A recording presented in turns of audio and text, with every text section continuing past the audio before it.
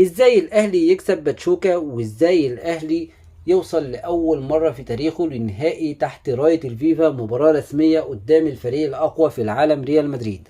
علشان تكسب باتشوكا اول حاجة لازم تعملها تشيل من حساباتك فكرة ان باتشوكا قدر يكسب فريق البرازيلي بوتافوجو بثلاثية، لان لا حالة الاهلي هتكون زي حالة الفريق البرازيلي، ولا اهداف وطموحات الاهلي هتكون زي اهداف وطموحات الفريق البرازيلي، ولا الاهلي هيفرط في اللقاء زي ما حصل من فريق بوتافوجو.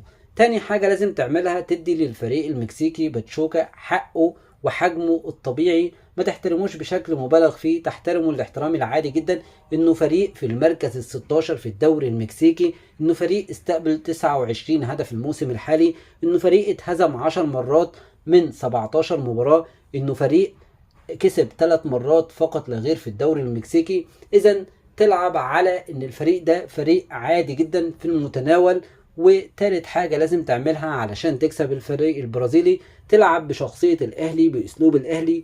لازم تنزل المباراة وانت موصل للفريق الخصم ان انت قادر تكسب اللقاء. لازم توصل للفريق باتشوكا ان انت كده كده هتكسب، نتيجة واداء، هتسجل هدف واثنين وثلاثة. لازم ده يحصل من الاهلي، تفرض شخصيتك، تنزل بكل قوتك من بداية اللقاء. خلي بالك ان كل الماتشات اللي الاهلي قدم فيها اداء استثنائي وقدر يكسبها، زي اتحاد جدة في السعودية، زي العين الاماراتي، الاهلي كان بيلعب ضغط عالي من بداية المباراة، من اول المباراة ضغط عالي، استحواذ بشكل قوي، كمان استخلاص الكرة وبيرجع الكرة بشكل سريع جدا، وبيفسد هجمات الخصم بشكل مميز جدا. ده اللي الاهلي مطلوب منه ان شاء الله. لازم نلعب بشخصية الاهلي، لازم نلعب باسلوب لعب الاهلي، لازم نوصل لفريق باتشوكا ان انت هتتهزم، بنلعب في وسط جماهيرنا، بنلعب باسم الاهلي، وده لوحده يكفي. ما ينفعش ان انا ادخل الفريق الخصم في المباراة بان انا ارجع للخلف واسيبه يلعب لعبه. علشان تكسب باتشوكا فنيا لازم تعمل كذا حاجة كده سريعا.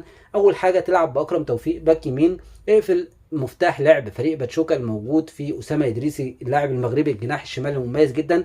دي اول حاجه تعملها تمنع خطوره الفريق البرازيلي. تاني حاجه لازم تعملها يكون عندك ثلاثي وسط ملعب قوي جدا. لو كوكا سليم يبقى كوكا مع مروان عطيه وامام عاشور. الثلاثي ده في كل مبارياتنا الكبيره لو دورت هتلاقيه كان موجود في وسط الملعب، بيقدر يعمل ضغط عالي، بيقدر يسترجع الكره بشكل كويس، بيقدر يفسد الهجمات. فثلاثي مميز جدا، مع ان امام ما يكونش فردي شويه. تالت حاجه تعملها في الخط الهجومي تلعب بحسين الشحات في مركز، او يلعب بشكل لا مركزيه، علشان يلعب تحت راس الحربة، يتحرك بشكل عرضي على حدود منطقة الجزاء، هيكون مميز جدا وهيصنع الفارق. كمان الباك الشمال عندهم ما بيلقاش دعم من الجناح الشمال اسامه ادريسي، فتقدر ان انت تلعب على الناحيه دي. وان كان بوتافوجو لعب عليها بس ما كانش حد بيساعد لويس هنريكي، فتقدر ان انت تعملها وتعملها بشكل مميز جدا. العب في العمق، عندهم الحارس مش افضل حاجه، تقدر تلعب على التسديدات من خارج منطقه الجزاء، تقدر تسجل اهداف من التسديدات. وزي ما قلت الاهلي قادر ان هو يلعب بشخصيته، يكسب الفريق ده بشخصيه الاهلي، بس الضغط العالي واسلوب لعب الاهلي هتلاقي الفريق ده دفاعيا مش موجود، وهتقدر تكسبه بدل الهدف 2 و3.